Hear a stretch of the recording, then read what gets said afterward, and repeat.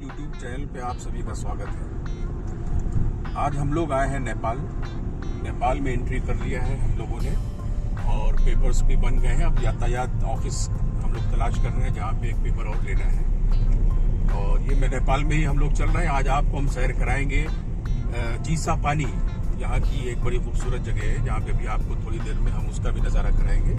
हमारे साथ दो दोस्त और हैं, इमरान साहब और मुदस्सिर साहब भी हमारे साथ आज नेपाल घूमने के लिए जा रहे हैं।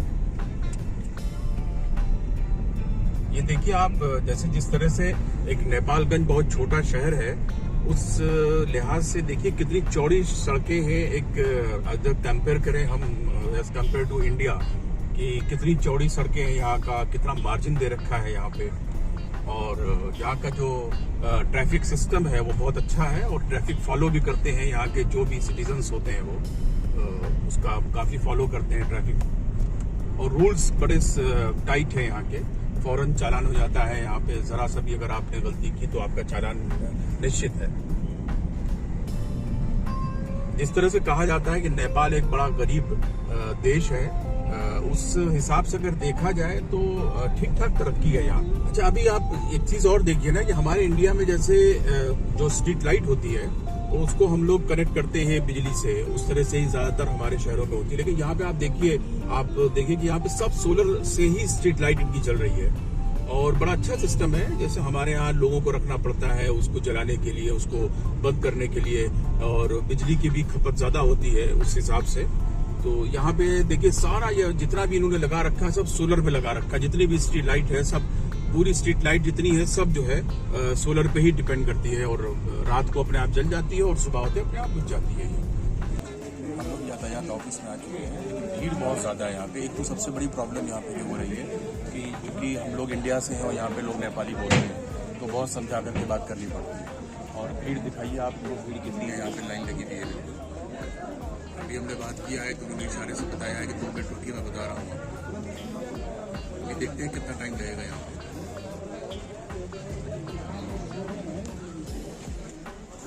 बड़ी रिक्वेस्ट के बाद एक भाई आए हैं, उन्होंने मेरा फॉर्म तो ले लिया, शुरुआत किया है। अब देखिए आप दिखाइए जरा, फिर आपका ऑफिस में दिखा लीजिए हमारे व्यूवर्स को कि नेपाल का ऑफिस कैसा होता है।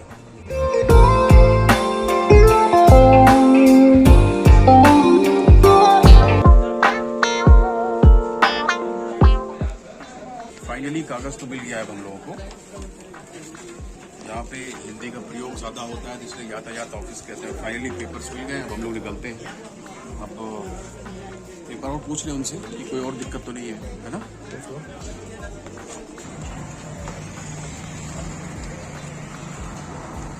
चलिए फाइनली अब हम लोगों का जो है पेपर मिल गया है। अब हम लोग निकलने की तैयारी में हैं। अब आगे का आप लोगों को जैसा भी होगा हम आपको आगे की बातें बताते रहेंगे।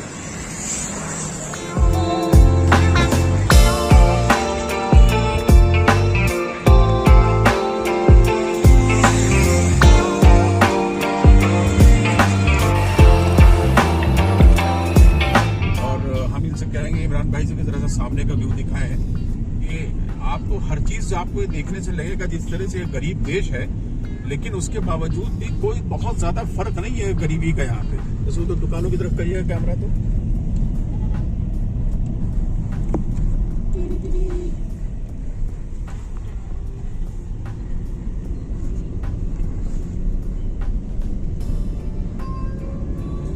बस एक चीज जरूर है यहाँ पर कि यहाँ पर हर आदमी जो है वो थोड़ा सा नशे का आदी बहुत होता है और यहाँ पे जो है वो शराब लोग बहुत पीते हैं। जैसे कि ये देखिए पेट्रोल पंप दिखाइए, किस तरह का पेट्रोल पंप होता है यहाँ पे, दिखाइए इमरान भाई जरा सा। ये पेट्रोल पंप है यहाँ का सामने। ये पेट्रोल पंप इस तरह का होता है कि अगर हम लोग इंडियन लोग अगर ये जानना चाहें कि बड़ा सा पेट्रोल पंप होगा, बड़ा खूबसूरत बना होगा, तो ऐसा नहीं है। आप इस सोच में निकल जाएंगे आगे, आपको पता ही नहीं चल पाएगा कि पेट्रोल पंप निकल गया। कभी कभी तो ऐसा होता है कि लोगों ने अपने अपने घरों में ही पेट्रोल पंप खोल रखा होता है, मशीन लगा रखी होती है अपने घर के आगे। इस तरह के भी पेट्रोल पंप आपको मिलेंगे। अब जा करके थोड़ा सा नेपाल में थोड़ा सा एडवांस पेट्रोल पंप खुल रहे हैं, जो हमारे भारत में जो मशीनें होती हैं ऑटोमेटिक टाइप की, वरना अभी भी यहाँ पे वही मशीनें चल रही थी जो हमारे यहाँ 20 साल पहले चल रही थी। वो जो डिजिटल वाली नहीं बल्कि नंबरिंग वाली, ये कोहलपुर है। और हम लोग जो है पहुंच रहे हैं एक चौराहे पे, हम लोगों को वहां से घूमना है लेफ्ट साइड में, और अभी हम थोड़ी देर में फिर हम आपको आगे का व्यू दिखाएंगे। हमारे इंडिया में जैसे आप लोगों ने देखा होगा कि रोड पे ही मकान बनाते हैं और दूसरा पैर जब घर से निकालेंगे तो रोड पे ही आ जाता है, जबसे उसमें ट्रैफिक की बड़ी दिक्कत हो जाती है, एक्सीडेंट होते हैं। लेकिन आप यहाँ देखिए, ये मार्केट कितनी दूर बनी हुई है रोड से, जबकि हम लोग शहर में नहीं है, ये एक गांव समझ लीजिए है, छोटा सा गांव है और ये गांव की ही मार्केट है। और यहाँ पे पर जितने भी मकान बने हैं आप खुद देखिए, कितने पीछे, कम से कम 100 फीट पीछे या 50 फीट पीछे आपको देखने को मिलेगा।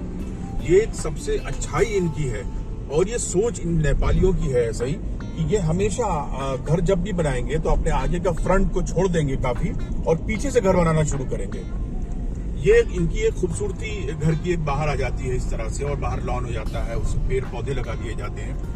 ये बहुत अच्छा इनके यहाँ एक तरीका है, ये जो हमारे यहाँ भारत में बहुत रेयर केस में गांव देहात में मिलता है ये चीज। और इनकी भी मातृभाषा जो है वो हिंदी ही है, बोलते ये नेपाली है, लेकिन लिखावट उसकी जो होती है वो हिंदी की ही तरह होती है। जैसे आप हिंदी लिखते हैं उसी तरह होगी, लेकिन चूंकि आप जब बोलेंगे तो वो नेपाली होगी।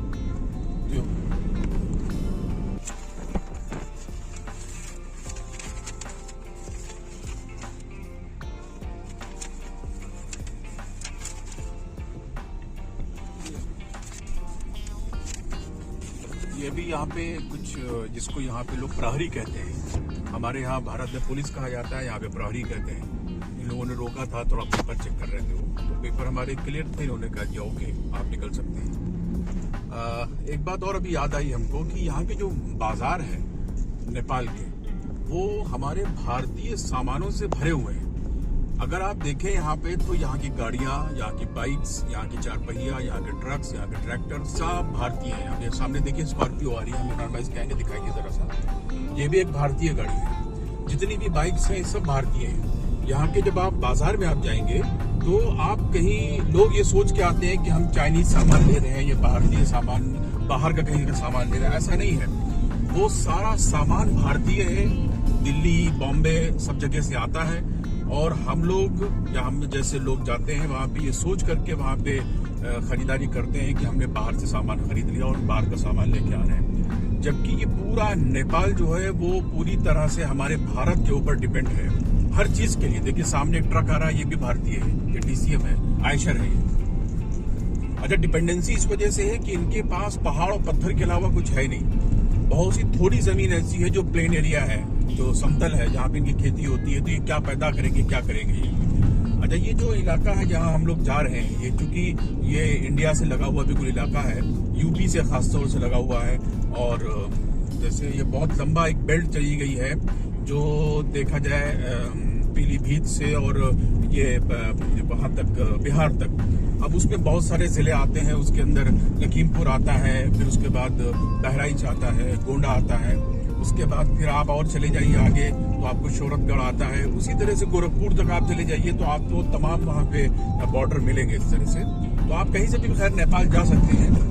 कोई पर्टिकुलर एरिया अगर आपको घूमना हो तो ये बात अलग है वहाँ पे, कि आप वहाँ से कहीं एक खास जगह पे जाना चाहें तो उसकी बात एक अलग हो जाएगी। जैसे आज हम लोग एक चीसा पानी एक जगह है, वहाँ जा रहे हैं, अभी आपको दिखाएंगे वहाँ पे चल करके। देखिए एक ट्रक आ रहा है, टाटा का ट्रक है ये बाइक है, देखिए ये भी इंडियन बाइक है, ये जा रहा है, ये ग्लैमर है। ये एक सामने गाड़ी आ रही है, मेरे ख्याल से ये छोटा हाथी है शायद, ये टाटा की, जिसको छोटा हाथी हम कहते हैं, ये वो है। इवन छोटे से छोटी साइकिल की अगर आप बात करिए, आप देखिए ये सेंट्रो की एक कार खड़ी हुई है, यहाँ पे नेपाली नंबर लिखा हुआ है इसके ऊपर। छोटी से छोटी चीज की अगर आप बात करिए तो भी सब वो भारतीय मूल की है, हर चीज यहाँ पे भारतीय है। यहाँ पे हम लोग जब से चल रहे हैं तब से हम लोग 40 की स्पीड से ऊपर नहीं जा पाए, क्योंकि यहाँ पर जो पुलिस है और जो यहाँ का जो प्रहरी है, उनका जो यातायात वाले हैं, उनका ये कहना है कि 40 से ऊपर आपको नहीं चलना है। रीजन उसके पीछे ये है कि जाहिर सी बात है जंगल है और जंगल में जंगली जानवरों का प्रकोप है। तो आपको मैं दिखाऊं, उधर देखिए नदी में वो पड़ा हुआ है मगरमच्छ, जूम करके दिखाना।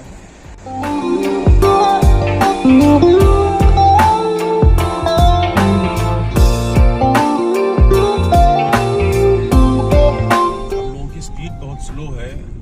उसकी वजह ये है कि अगर जरा सा भी अगर 40 से ऊपर स्पीड बढ़ाएंगे तो हमारा चालान कट जाएगा।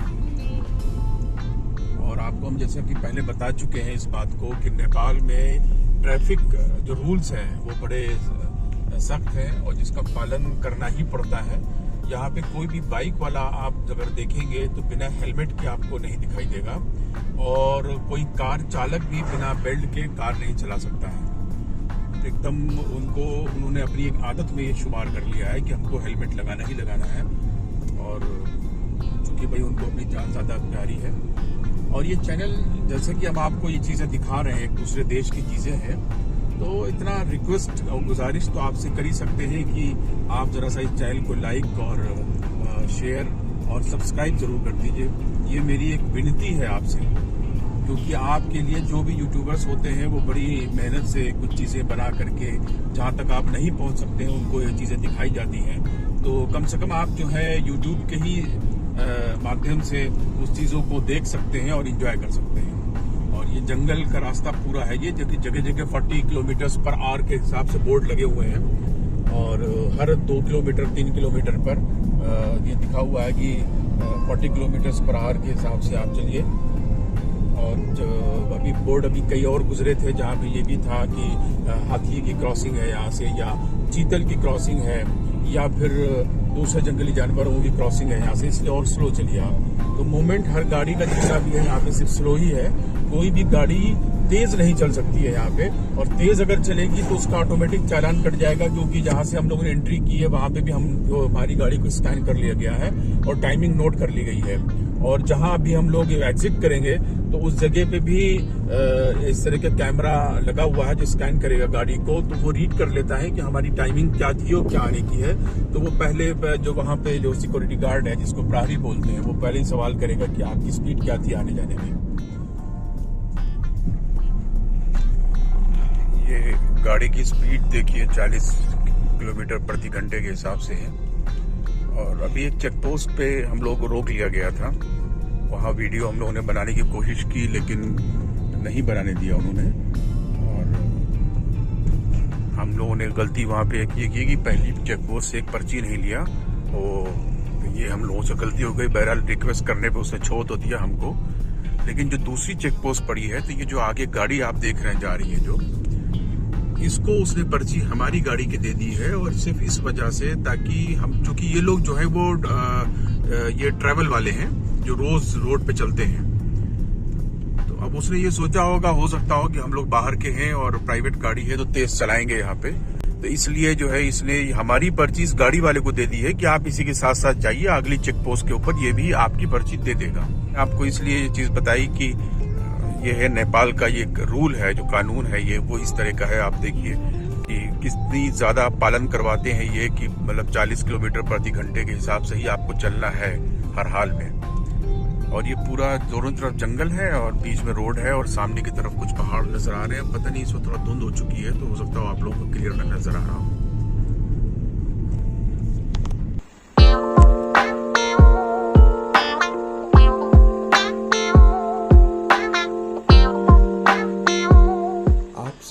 फिर गुजारिश है कि अगर वीडियो अच्छी लगे तो लाइक, शेयर और सब्सक्राइब ज़रूर करें।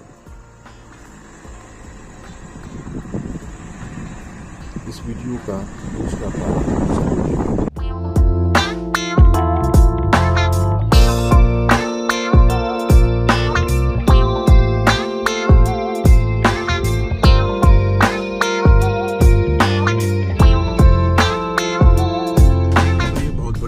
बन गई है हम लोगों के लिए कि इस गाड़ी को फॉलो करते ही हुए चलना पड़ेगा।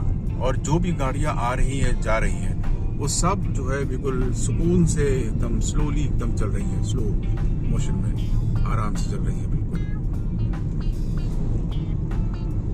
और अब तो उसने ऐसा मजबूर हमको कर दिया है कि हमारी पर्ची ये आगे वाली गाड़ी को उसने दे दिया है, तो इसलिए हम आगे जा भी नहीं सकते बहुत ज्यादा कि हम आगे निकल जाए इसको पीछे करके।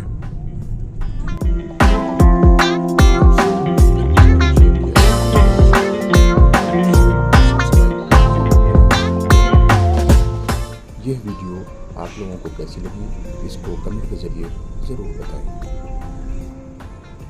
अब आप मुझे इजाज़त दें। सलामत रहें, खुश रहें, आप अपना और अपनों का ख्याल रखें। इस वीडियो का दूसरा पार्ट ज़रूर देखें।